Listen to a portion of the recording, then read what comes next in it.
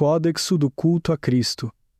Os Segredos das Religiões Abraâmicas, escrito por Dandes Marques, narrado por Dandes Marques, Direitos Autorais 2024, por Dandes Marques, Direitos de Produção 2024, por 22 Lions. Introdução. Códexo do Culto a Cristo é uma exploração abrangente das verdades ocultas e das táticas de manipulação embutidas nas religiões abraâmicas, com foco especial no cristianismo. O objetivo deste livro é expor as camadas de engano e controle que moldaram as crenças e práticas religiosas por séculos, influenciando a vida de bilhões de pessoas em todo o mundo. Ao embarcar nessa jornada, você encontrará um exame crítico dos fundamentos das religiões abraâmicas, interpretações históricas e contemporâneas de figuras e eventos importantes, bem como o profundo impacto que essas crenças tiveram na sociedade. Você explorará as origens das ideologias monoteístas, o papel da interferência extraterrestre na formação das narrativas religiosas e as táticas de manipulação usadas pelas instituições religiosas para manter o controle sobre seus seguidores. Códexo do Culto a Cristo busca capacitar os leitores, fornecendo-lhes o conhecimento e as ferramentas necessárias para questionar e desafiar os dogmas aceitos há muito tempo, sem questionamento. Ao romper o véu da ignorância e desvendar os enganos que permeiam os ensinamentos religiosos, podemos começar a despertar nossa consciência e trilhar o caminho da verdadeira iluminação e libertação espiritual. Este livro não é apenas um exercício acadêmico, mas um chamado à ação. Ele incentiva os leitores a pensarem de forma crítica, a questionarem a autoridade e a buscarem a verdade além dos limites da doutrina religiosa. Ao compreender os contextos históricos e contemporâneos das crenças religiosas, é possível navegar melhor pelas complexidades do nosso mundo e trabalhar em prol de uma sociedade mais justa e compassiva. Explore o lado sombrio da fé e do poder, os segredos ocultos das instituições religiosas e o potencial de ascensão além dos limites do culto a Cristo. Com este livro, você pode descobrir a verdade e trilhar um novo caminho para o despertar espiritual e a libertação. Capítulo 1. Abraão decodificado. As religiões abraâmicas são praticadas hoje por cerca de 4 bilhões de pessoas, o que corresponde a aproximadamente metade da população mundial.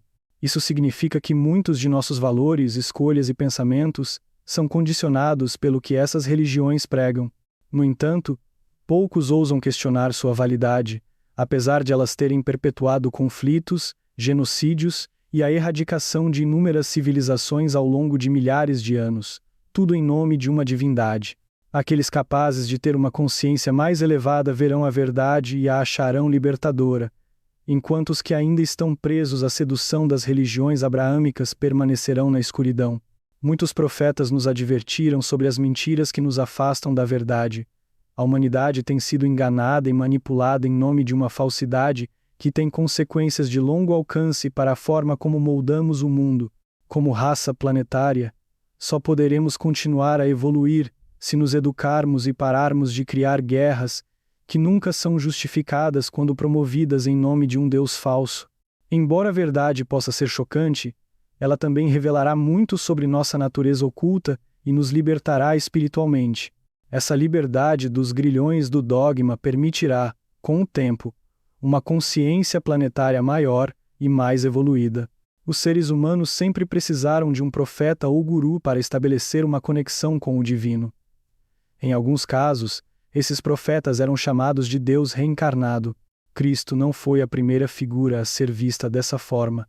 No entanto, as distorções e os mal-entendidos que se acumularam em torno dos ensinamentos de Jesus são tão grandes que poucos conseguem entendê-lo verdadeiramente hoje em dia. O tipo de cristianismo popularizado está mais alinhado aos antigos valores e visões políticas romanas do que às palavras de Jesus.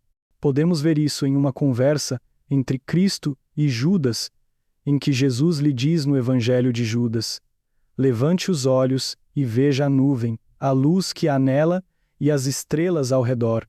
A estrela que guia o caminho é a sua estrela." Com essa frase, Jesus se apresenta como um mestre da consciência coletiva presente em todo o universo. Ele não era único em suas palavras, mas um representante dessa consciência, manifestada em muitas outras galáxias e planetas. Entretanto, como qualquer outro líder popular, suas palavras foram posteriormente distorcidas para reforçar agendas destinadas a manipular as massas. Após essa frase, vemos que Judas levantou os olhos e viu a nuvem brilhante, e entrou nela. Há abundante evidência de contato extraterrestre nas interações entre Jesus e os anjos. No entanto, muitos cristãos insistem em descrever os anjos como seres alados, uma representação linear usada para explicar a existência de pessoas de outras galáxias. Embora muitos cristãos hoje em dia zombem da possibilidade de que seus anjos sejam apenas pessoas de outros planetas, aqui temos uma referência a Jesus e Judas se juntando aos anjos em uma nave espacial e viajando pelo universo em busca de sabedoria. Então, por que Judas o trairia? Ele não o traiu. Jesus via o corpo como um obstáculo à sua ascensão. Ele estava tentando escapar da morte até concluir seu trabalho na terra, e sua morte seria bem-vinda quando isso acontecesse.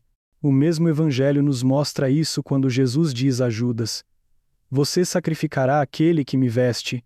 Com a ajuda de Judas, a morte de Jesus libertaria seu espírito para se unir à irmandade de onde ele vinha. Jesus era uma semente estelar e um avatar.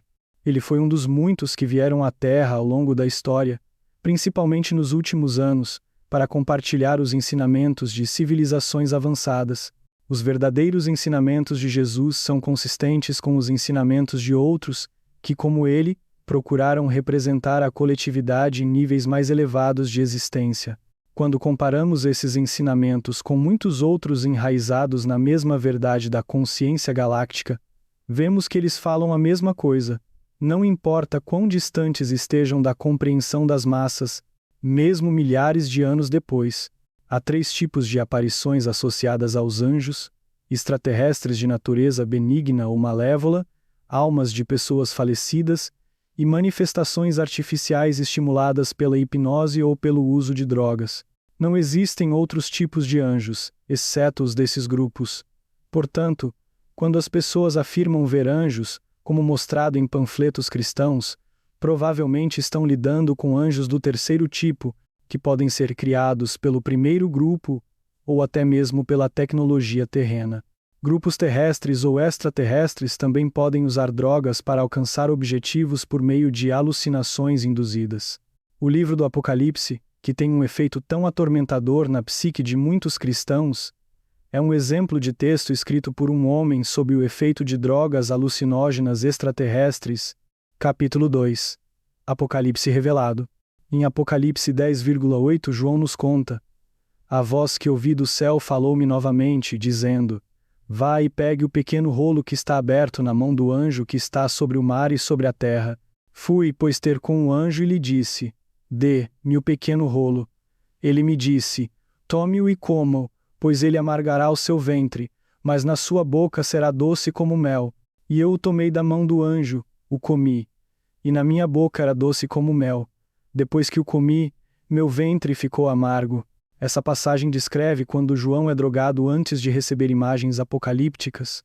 Essas visões não tinham nada a ver com fatos, mas eram apenas fotografias ou desenhos, criados artificialmente que alguém poderia criar hoje em um computador.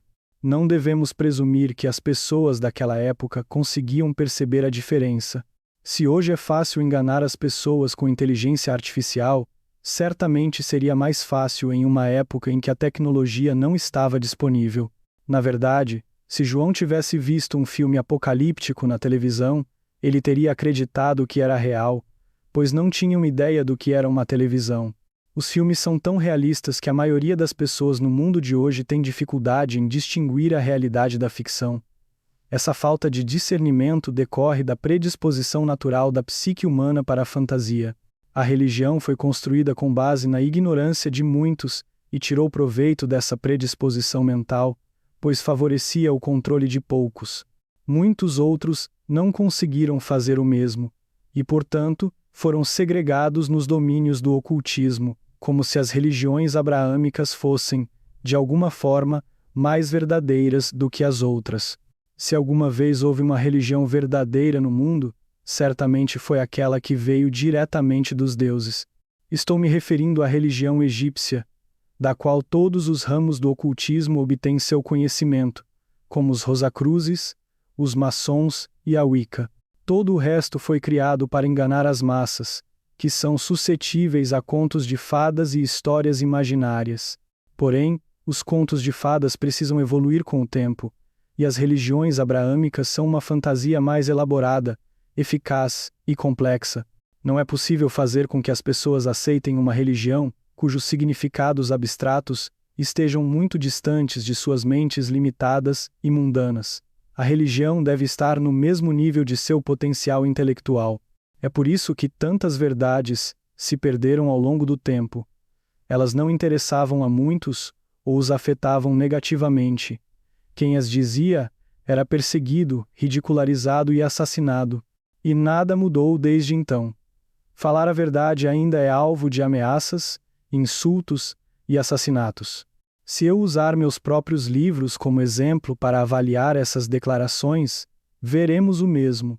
A maioria das pessoas olha para esses livros e mal os entende, ou acha que estou inventando o que sei, que não posso ser iluminado, ou saber mais do que aqueles que eles adoram, como se o ego deles fosse o soberano da verdade. Muitas pessoas que conheço até me dizem que não pareço um escritor, o que é muito interessante, já que publiquei centenas de livros e tenho mais de 100 best-sellers na Amazon, muitos deles em primeiro lugar. No entanto, eles acham que os fatos não significam nada em comparação com seus estereótipos. Se a realidade não é real, exceto pelo filtro das massas, o que podemos dizer sobre a religião? As pessoas querem colocar todo o universo em uma bolinha de gude que possam colocar no bolso e chamar de sua. Seu ego é tão grande que elas não conseguem entender nada além de si mesmas. Elas então chamam suas mentiras de verdade e desconsideram a verdade como se fosse uma mentira. Então, por que é tão difícil entender que os alienígenas estão mais interessados em estudar nossa ignorância do que em se comunicar conosco? Eles estão interessados em estudar nossa estupidez porque não há muitas pessoas na Terra com cérebro para tomar decisões relevantes e eficazes para toda a sociedade. No entanto, nenhum líder pode fazer mais do que aquilo que as pessoas estão dispostas a aceitar e compreender. De fato, a sociedade nunca apoia esses indivíduos, nem mesmo quando eles aparecem em público. Em vez disso, as pessoas escolhem líderes que atendam às suas expectativas. Se pudessem escolher minha profissão, eu obviamente não conseguiria me tornar um escritor. A grande maioria das pessoas não tem a capacidade de enxergar a realidade e a verdade em sua totalidade. E é isso que caracteriza a iluminação, a capacidade de ver as coisas como elas são. Quando as pessoas se afastam da realidade para permanecerem em sua própria bolha, e não conseguem lidar com os fatos podres e as coisas nojentas que acontecem na mente de outras pessoas, elas não podem ser iluminadas. Muitos diriam que gostariam de ler a mente de outras pessoas, mas ficariam deprimidos ao saber o que se passa na mente delas. Muitos diriam que nem todo mundo é assim e que há muitas pessoas boas no mundo. Mas, mesmo que isso seja verdade, não se cultiva um campo inteiro de batatas para se tirar uma boa dentre todas as podres. Capítulo 3. A ignorância é perfurada. Nos últimos anos, muitas verdades vieram à tona. Nas últimas décadas, fomos abençoados com uma enorme riqueza de informações, muitas provenientes de descobertas arqueológicas e da recuperação de livros perdidos. Apesar disso, ainda temos muitos mentirosos no mundo, e eles têm muito poder para garantir que as pessoas não tenham acesso ao que foi descoberto. O problema das informações contraditórias é que elas deixam aqueles que têm uma forma dualista de analisar a realidade ainda mais confusos. Como não compreendem o que é contraditório, não conseguem pensar por si mesmos, devido à própria miséria intelectual, construída em um sistema educacional que doutrina, segrega e discrimina aqueles que pensam de maneira independente. A maioria da população carece de discernimento, potencial analítico e coragem para ser diferente, e sem isso, não consegue enxergar a verdade à sua frente. Quando encontram alguém como eu, pensam que sou mentiroso e que tudo o que ouviram antes é a verdade. Devido à mentalidade dual das massas, elas precisam considerar as peças como um todo e escolher um lado, pois não conseguem analisar nada que as coloque em estado de dissonância cognitiva. Os psicopatas deste planeta sabem disso, e por isso, destroem a credibilidade de qualquer informação nova ao promover essa dissonância. Por exemplo, quando a ivermectina foi proposta como uma cura para o coronavírus, os gananciosos, temerosos de perder os lucros obtidos com a ignorância das massas, apressaram-se em afirmar que não havia evidências científicas de sua eficácia e que ela era mais adequada para o tratamento de cavalos. Ao aumentarem a dissonância cognitiva das massas, eles conseguiram facilmente destruir a credibilidade desse remédio barato, eficaz e premiado. O problema da ignorância é que ela se protege do desaparecimento por meio do fortalecimento do ego. Os ignorantes sempre fundem sua personalidade com sua própria ignorância, e quando essa ignorância é ameaçada, eles a defendem como se fosse uma guerra pela sobrevivência. Nesse estado de espírito, muitos se tornam violentos, mesmo quando a violência não é justificada. Antigamente as pessoas lutavam para proteger suas vidas. Agora, lutam o tempo todo para serem estúpidas e imaturas. Os profetas que vieram à Terra queriam dissolver essa estupidez, mas o que as massas fizeram? Reuniram-se em pequenos grupos onde puderam cultivar e manter suas fantasias como um corpo impenetrável de crenças chamado religião. O verdadeiro problema da religião é que, não importa quão abertos os membros afirmem ser, assim que você prova que eles estão errados, você é ridicularizado, insultado e condenado ao ostracismo. Eles são abertos até o ponto em que você é estúpido o suficiente para não fazer perguntas que eles não podem responder. Esse é o limite de empatia deles. Seria o mesmo que conhecer um psicopata e esperar que ele fosse gentil. O psicopata será gentil desde que haja consequências para seu comportamento. De fato, é apenas o medo da punição que mantém a sociedade sob a aparente ilusão de ordem. Se os caixas eletrônicos de repente parassem de cuspir dinheiro e a polícia e os militares desaparecessem ao mesmo tempo, você testemunharia o caos mais brutal da história. Pessoas como eu estão neste planeta para garantir que a consciência se eleve a um nível em que isso não possa acontecer, mas há um longo caminho a ser percorrido antes que esse estado seja alcançado. Há apenas uma verdade, e há muitas maneiras de alcançá-la, assim como há muitas maneiras de dizer as mesmas palavras em idiomas diferentes. Em cada idioma, encontramos significados e estruturas de frases diferentes, mas a intenção pode permanecer a mesma, assim como acontece com a verdade. Aqueles que falam a verdade sempre disseram a mesma coisa, embora de acordo com os idiomas e o nível de compreensão de sua época. Por esse motivo, é natural termos dificuldade em entender os significados do passado. As palavras eram usadas de acordo com o significado que tinham para as pessoas daquela época. Quando falamos de consciência, também nos referimos a conceitos como clareza de entendimento, aplicação e intenção. Esses três elementos devem estar presentes para que a consciência ocorra de fato, pois ela transcende o tempo, o idioma e as diferenças culturais. Quando esses elementos não estão presentes, o resultado é o estado viciante de hipnose que as pessoas obtêm das religiões que seguem. A razão pela qual a religião é concebida e apresentada como uma droga para aqueles que buscam um vício, em sua demência, é justamente essa falta de clareza. É claro que não se pode esperar que pessoas com tais atitudes encontrem clareza, muito menos consciência, e é por isso que a religião é construída em torno de um dogma, embora o problema não seja tanto o dogma, mas a atitude dos seguidores. Não se pode debater os discursos de Platão com alguém drogado com heroína, assim como não se pode argumentar com um seguidor das religiões abraâmicas. Capítulo 4. A fé cega. Certa vez, encontrei um devoto seguidor do hinduísmo nas ruas da Europa. Ele estava ansioso para vender o Bhagavad Gita, livro que eu já havia lido mais de 5 vezes. Quando lhe contei... Esperamos que você tenha gostado desta prévia. Para continuar ouvindo este audiolivro no Google Play Livros, use o link na descrição do vídeo.